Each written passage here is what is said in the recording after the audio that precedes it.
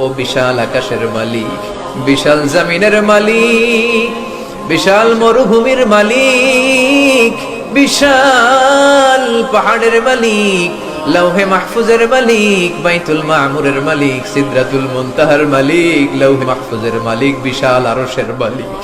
তোমার আকাশ বাতাস, তোমার চন্দ্র সূর্য, তোমার পাহাড় পর্বত আরশের তুলনায় আমাদের হাত দুইখানা বড় ছোট্ট গো আল্লাহ।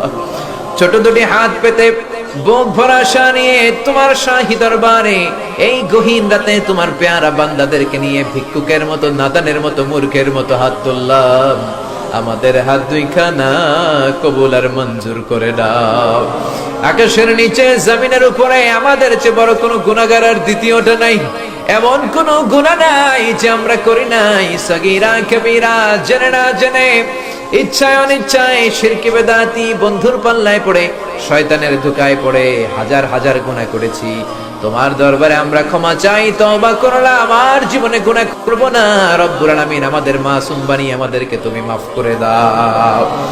আমাদের আব্বা আম্মা, দাদা দাদি, নানা নানি, চাচা চাচি, খালা খালু, মামা মামি, শ্বশুর শাশুড়ি, পাড়া প্রতিবেশী, দেশি খেসি, সবাইকে তুমি মাফ করে দাও।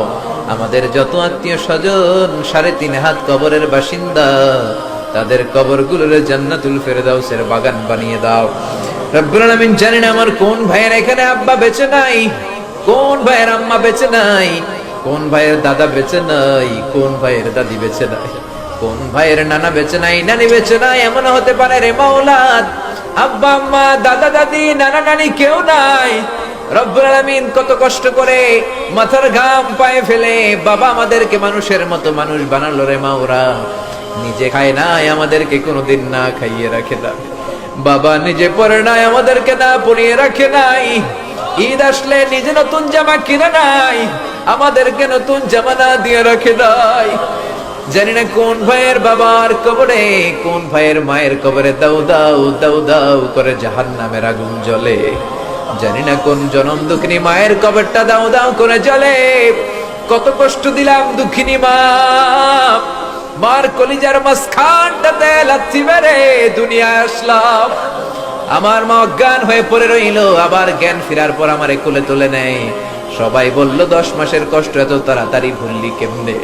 আমার মা জবাবে বললেন, তোমরা বুঝবা না, যখন আমি আমার সন্তান কোলে লইছি, বুকে লইছি, চুমা খাইছি রে, 10 মাসের সব কষ্ট আমি 1 মিনিটে ভুলা ফালাইছি। জানি না কোন ভাইয়ের ওই জনম দুঃখিনী মায়ের কবরে আগুন জ্বলে, কোন ভাইয়ের আব্বা জানের কবরে আগুন জ্বলে, দাদার কবরে, দাদির কবরে, নানার কবরে, নানির কবরে আগুন জ্বলে। আব্বা আম্মার কবরে তুমি আযাবে দিও না, দাদা দাদির কবরে তুমি আযাবে দিও না, নানা নানির কবরে তুমি আযাবে দিও না। রব্বুল আলামিন নাম না জানা যত মুমিন বান্দা বান্দি তামাম জাহানের যত কবরস্থানে যত মুমিন বান্দা বান্দি মুর্দেগান হয়ে পড়ে আছে, প্রত্যেকের কবর গুলোরে তুমি জান্নাতুল ফেরদাউসের বাগান বানিয়ে দাও। রব্বুল আলামিন, যারা টাকা দিয়ে, পয়সা দিয়ে, বুদ্ধি দিয়ে, পরামর্শ দিয়ে আজকের এই কোরআনের 27তম কোরআনের বাগানটারে সফল করলো মাওলা, কিয়ামতের দিন কঠিন মুসিবতের কালে এই মাহফিলটাকে তুমি তাদের নাজাতের ওসিলা বানিয়ে দাও। রব্বুল আলামিন, যারা মাগরিব থেকে শুরু করে রাত 12টা পর্যন্ত আমার কলিজার টুকরা ভাইরা, বাসার ভাইয়ের আলোচনা শুনলেন, ওই দূর চট্টগ্রাম থেকে আমার ভাই আসলেন, তার আলোচনাও শুনলেন, আমার কাছ থেকে কিয়ামতের আলামতের ব্যাপারে আলোচনা শুনলেন। রব্বুল আলামিন, কিয়ামতের আলামতের কথা শুনে আমাদের ভয় লাগে, আমাদের অন্তর কেঁপে যায়, আমাদের বড় ভয় হয়, না জানি আমরা ঈমান হারা হয়ে মরে যাই। রব্বুল আলামিন, যত হকের কথা শুনলাম আমাদের জীবনে যেন বাস্তবায়ন করতে পারি তৌফিক দাও। আমার যে ভাইরা এখানে ব্যবসা করে ব্যবসায় বরকত দাও, আমার যে ভাইরা চাকরি করে চাকরিতে বরকত দাও, আমার যে ভাইরা দেশের বাইরে প্রবাস জীবন কাটায় তারা যেন সহি সালামতে থেকে দেশে অর্থ পাঠাতে পারে তৌফিক দাও। মাহফিল কমিটি থেকে দোয়া চাওয়া হয়েছে, অনেক প্রবাসী ভাইরা দোয়া চেয়েছে মাওলা, তাদের মনে কি আশা কি বাসনা আমি জানি না, তোমার জানার বাকি নাই। রব্বুল আলামিন প্রবাসী যেই ভাইয়েরা আছে মনের নেক মাকাসেদ পূরণ করে দাও। যত মাদ্রাসার ছাত্ররা এসেছে কবুল করে নাও, যত শিল্পীরা আজকে গান গাইলো কবুল করে নাও, আজকের উপস্থাপক ভাইটাকেও তুমি কবুল আর মঞ্জুর করে নাও। রব্বুল আলামিন অনেক মাদ্রাসার ছাত্ররা এসেছে, প্রাইমারি স্কুলের টিচাররা এসেছেন, মুয়াজ্জিন সাহেব, ইমাম সাহেব, খতিব সাহেব, কওমি মাদ্রাসা, আলিয়া মাদ্রাসার শিক্ষক, হাই স্কুলের শিক্ষক ভাইরা এসেছে, কলেজের প্রফেসররা এসেছে, প্রশাসনের লোকেরা এসেছে, মা বোনেরা যাদের কানে আমার মাইকের আওয়াজ যায় তারাও তো দুই হাত তুলে তোমার দরবারে কাঁদে রে মাওলা। তোমার কি একটু মায়া লাগে না? তোমার কি একটু দয়া লাগে না? রব্বুল আলামিন এই মাহফিলের প্যান্ডেলে ঢোকার আগে যেমন করে আমাদের গুনার বস্তাগুলো নামিয়ে নিয়েছো, যাওয়ার সময় গুনার বস্তা আর কাঁধে তুলে দিও না। রব্বুল আলামিন যতদিন এই জমিনে থাকবো তোমার গোলামি করে বাঁচার তৌফিক দাও। আমরা তোমার গোলাম, শুধু আমরাই গোলাম না, গোলামের ঘরের গোলাম, বান্দির ঘরের গোলাম। আমার বাবাও তোমার গোলাম, আমার মা তোমার বান্দি। আমাদের মাথার চুলের ঝুঁটি তোমার কুদরতি হাতের মুঠোয়, তুমি যা চাও তাই করতে পারো।